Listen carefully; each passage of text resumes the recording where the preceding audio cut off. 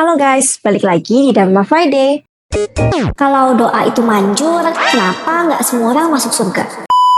Pernah nggak sih kalian kepikiran gitu? Atau mungkin kamu sendiri sering berdoa tiap hari, tapi tetap aja hidup terasa berat dan masalah nggak langsung hilang. Nah, ini pertanyaan yang kelihatannya simpel, tapi sebenarnya dalam banget. Coba deh pikir. Kalau cukup berdoa aja untuk bahagia, sehat, dan masuk surga, kenapa dunia ini masih penuh dengan penderitaan? Kenapa ada orang baik yang hidupnya susah dan orang jahat yang malah makin sukses? Tenang, kita nggak bakal nyalahin siapa-siapa, tapi kita akan ngulik hal ini dari sudut pandang Buddhisme. Di video ini, kita bakal bongkar apa sebenarnya posisi doa dalam Buddhisme.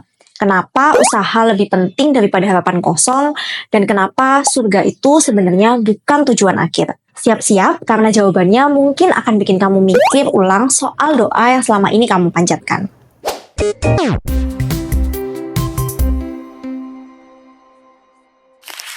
Doa dalam pandangan Buddhis bukan sekedar meminta.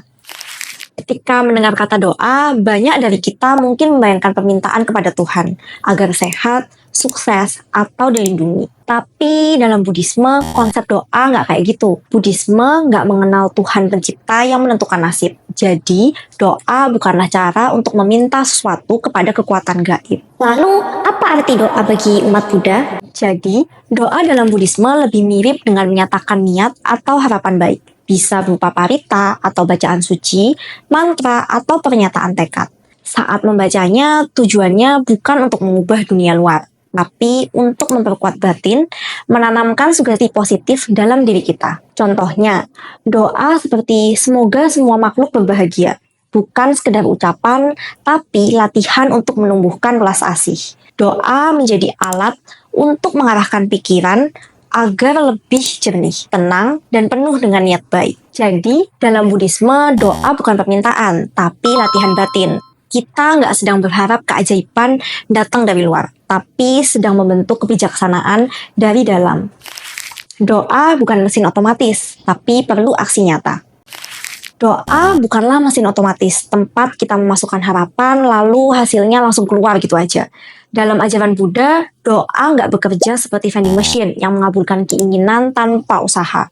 Buddha mengajarkan tentang hukum sebab akibat atau karma, bahwa hasil itu muncul dari tindakan nyata, bukan sekedar dari permohonan kita. Contohnya gini, ada siswa yang tiap malam berdoa supaya dapat nilai 100 di ujian, tapi dia nggak pernah belajar dan cuma berharap lewat doa.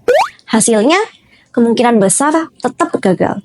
Karena nilai bagus datang dari belajar, bukan dari doa aja. Atau bayangkan petani yang berdoa tiap hari agar panennya melimpah, tapi dia nggak pernah menanam, nggak merawat sawahnya, dan cuma duduk di rumah.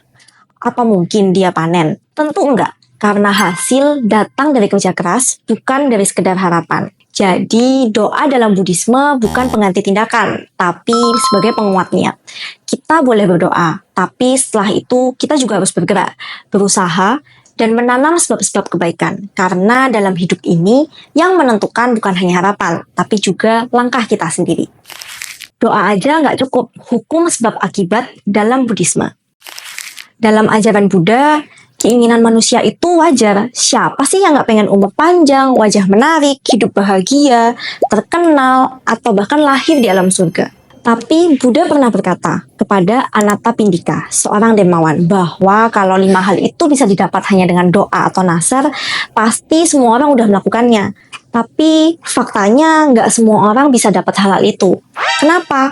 Karena doa aja nggak cukup. Buddha menjelaskan, kalau kita ingin hasil tertentu, kita harus menciptakan sebab yang tepat. Misalnya, kita mau sehat dan panjang umur. Ya, kita harus jaga pola hidup dan pikiran kita. Mau disukai orang, maka kita juga harus jadi pribadi yang baik dan murah hati. Mau lahir di alam surga, ya kita juga harus latih kebijakan dan moral yang luhur. Intinya, hasil datang dari tindakan, bukan dari sekedar harapan. Dalam Dhammapada pun, Buddha mengingatkan, apa yang kita tanam itulah yang kita tuai. Artinya, karma atau tindakanlah yang menentukan hasil. Doa bisa memperkuat niat, tapi tanpa usaha nyata, semuanya cuma angan-angan. Kalau mau hidup lebih baik, ya mulai dari berbuat baik. Karena doa tanpa tindakan, itu seperti benih tanpa tanah, gak akan tumbuh jadi apa-apa. Boleh nggak sih umat Buddha berdoa? Mungkin ada yang penasaran. Kalau Buddhisme lebih menekankan usaha, berarti umat Buddha nggak boleh berdoa dong. Jawabannya boleh ya. Buddha nggak pernah melarang doa. Beliau justru mengakui bahwa doa adalah bagian wajar dari ekspresi, harapan, dan keyakinan. Tapi yang ditekankan adalah jangan berhenti hanya di doa. Buddha mengajarkan bahwa kehidupan yang bajik itu dibangun lewat usaha sadar, bukan sekedar harapan. Dalam Jalan Mulia berunsur 8, ada prinsip yang disebut sama wayama, artinya usaha benar. Artinya, kita perlu berjuang dengan sungguh-sungguh, dengan cara yang baik untuk mencapai kedamaian dan kebahagiaan. Bagaimana caranya? Lewat 3 latihan utama, sila atau moralitas, samadhi atau ketenangan batin, dan panya atau kebijaksanaan. Dengan menjaga sila, kita belajar hidup jujur dan gak menyakiti.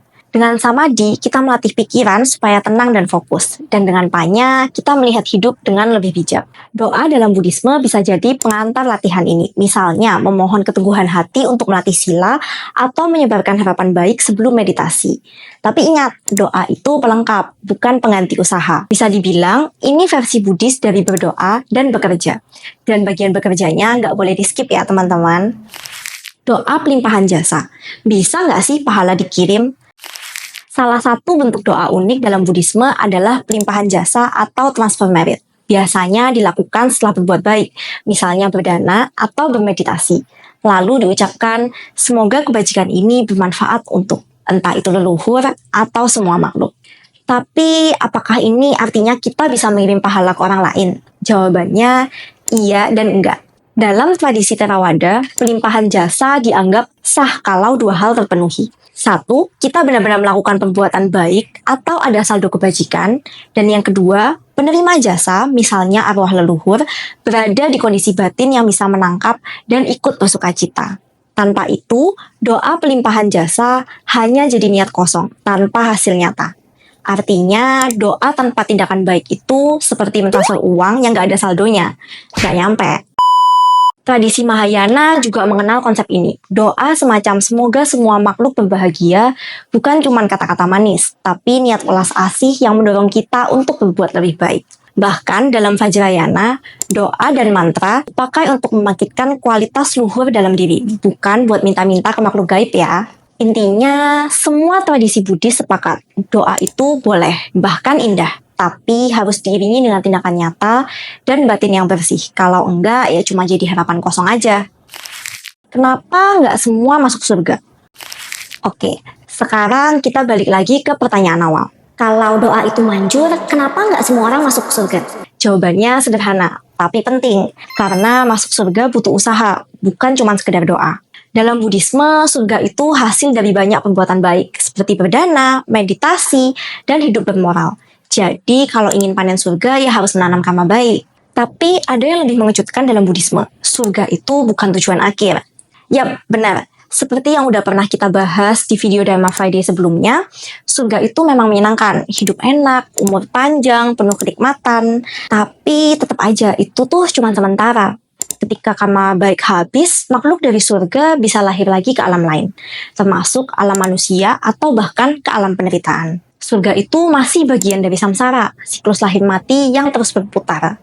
Buddha mengajarkan bahwa tujuan tertinggi bukan sekedar masuk surga, tapi terbebas dari siklus ini sepenuhnya. Itulah yang dinamakan nibbana, kondisi batin bebas dari penderitaan tanpa kelahiran ulang, dan untuk sampai ke sana nggak cukup hanya doa. Kita harus melatih moral, meditasi, dan kebijaksanaan. Kita harus melalui perjuangan batin yang dalam dan juga konsisten. Surga bukan tujuan akhir, pencerahan adalah tujuan sejati. Jangan salah paham, doa tetap punya peran. Bukan berarti kita harus menghapus doa dari hidup kita. Justru doa bisa menjadi titik awal. Saat kita sedang lelah, bingung, atau patah semangat, doa bisa memberi ketenangan, harapan, dan kekuatan batin. Tapi setelah itu, kita harus bangkit dan bertindak. Seperti kata pepatah, berdoa tanpa usaha itu kosong. Usaha tanpa doa itu sombong. Dalam ajaran Buddha, doa dan usaha saling melengkapi. Kita boleh berdoa untuk kekuatan, tapi kita nggak boleh berhenti di situ. Kita perlu melatih moral, meditasi, dan kebijaksanaan. Itulah jalan menuju pencerahan. Yang ditekankan Buddha adalah tanggung jawab pribadi atas kebahagiaan. Doa hanyalah pengingat, tapi yang berjalan di jalan Dharma ya kita sendiri. Buddha bersabda, jadilah pulau bagi dirimu sendiri, jadikan Dharma sebagai pelindungmu. Artinya, Buddha menunjukkan jalan. Kita yang harus menapakinya. Surga bukanlah hasil dari permintaan, tapi buah dari benih kebajikan. Dan bahkan lebih mulia dari surga, ada Nibbana.